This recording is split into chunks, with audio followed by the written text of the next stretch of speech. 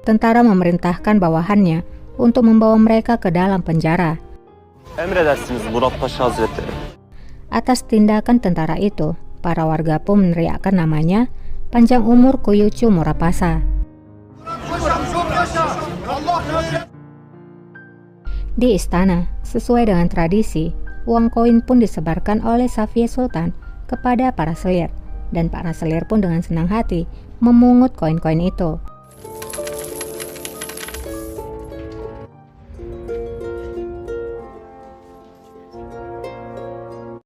Berbeda halnya dengan Kosem.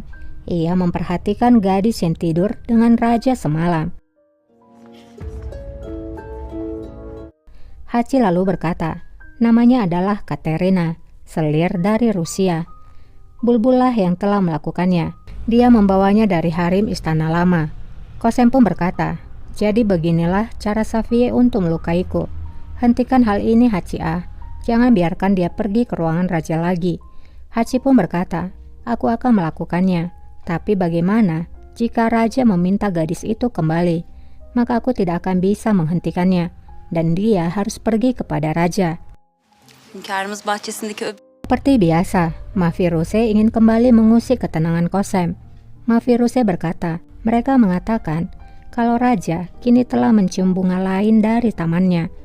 Kamu mengatakan padaku kalau matanya tidak melihat siapapun melainkan hanya dirimu, bahwa tidak ada seorang pun yang bisa berjalan di jalan emas.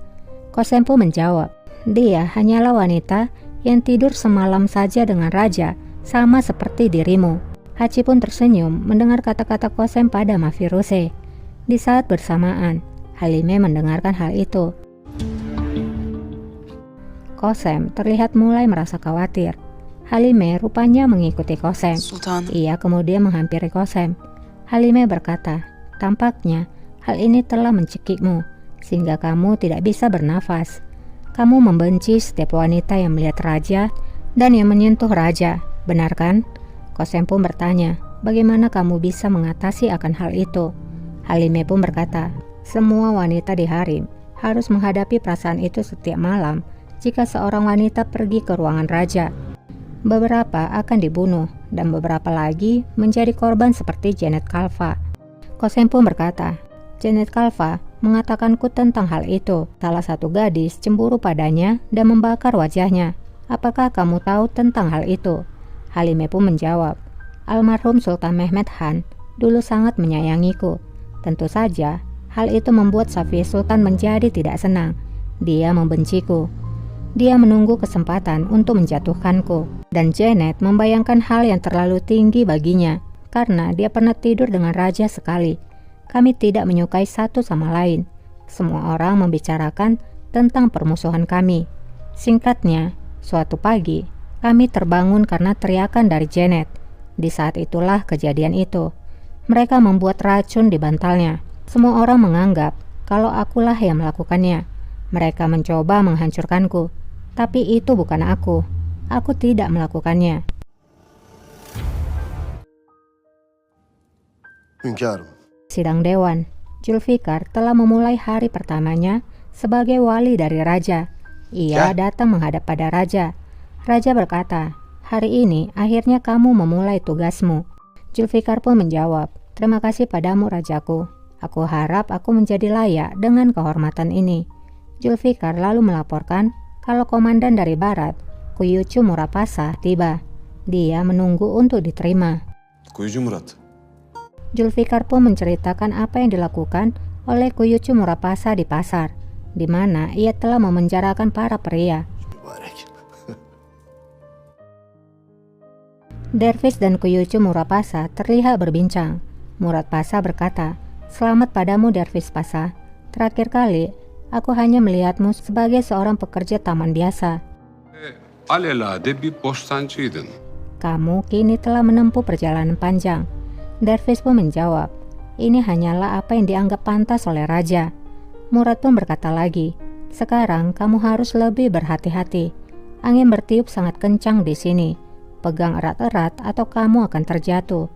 Dervis pun menjawab, aku akan menyimpannya dalam pikiranku. Murad pun berkata lagi, jangan menganggapnya secara pribadi Dervis. Aku percaya dengan pernikahan ini. Namun menurutku, promosi tidak diberikan melainkan dihasilkan. Dervis pun menjawab, kamu benar Pasa. Karena itu, kami sulit menemukan pria yang layak berada di sidang dewan. Sultanım. Di lorong istana, Qasem terlihat memanggil Halime Sultan. Ia lalu bertanya, siapa yang melakukan hal yang terjadi pada Janet? Apakah Safiye Sultan? Halime lalu menjawab, siapa lagi yang bisa melakukannya? Qasem pun bertanya, jika begitu, mengapa Janet Khalfa masih bersamanya? Halime pun menjawab, inilah keahlian dari Safiye Sultan. Dia menutupi jejak kejahatannya. Ketika dia tidak mendapatkan apa yang dia inginkan, dia mengambil Janet untuk berada di sisinya, agar dia tidak menjadi tersangkanya. Qasem pun berkata, kalau begitu, Janet tidak tahu tentang kebenarannya. Halime pun bertanya, apa yang kamu inginkan Qasem? Apakah kamu ingin memenangkan hati Janet? Apakah kamu berpikir dia akan memberitahukan rahasia dari Safiye Sultan? Qasem pun balik bertanya, apa tujuanmu Sultana? Kenapa kamu datang padaku? Kenapa sekarang kamu menceritakan tentang Janet di hadapanku? Sen benim oğlumu. Halime pun menjawab, itu karena kamu melindungi putraku. Jadi aku hanya ingin membayarnya kembali. Karena aku tidak suka berhutang. Pergilah ke istana lama Qasem. Temukan Kumru Hatun. Dialah yang membakar wajah dari Janet. Hanya dia yang tahu apa yang terjadi. Kumru Hatun'u bul. Janet'in yüzünü o yaktı.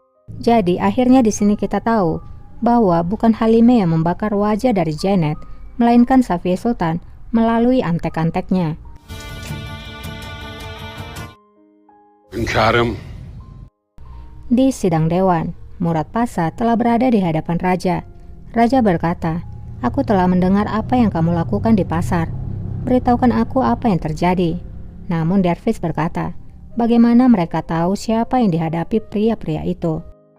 Kuyucu Murad Pasa adalah yang membuat kaum kafir menjadi hengkang. Raja pun berkata juga, katanya mereka memanggilmu dengan pria tua lalu menyerangmu. Murad pun menjawab, penampilan itu menipu rajaku. Jangan tertipu dengan penampilan. Siapapun yang memanggilku dengan sebutan pria tua, itu adalah sangat salah. Seperti dirimu, siapapun yang mengatakan dirimu naif, hanya karena kamu masih muda, itu juga salah rajaku. sizi toy görenler de yanıldı. Aku telah mendengar tentang keputusan yang kamu buat. Aku juga mendengar tentang tujuanmu. Semoga Tuhan memberikanmu kekuatan untuk melakukan semua itu. Nasip etsin. Amin.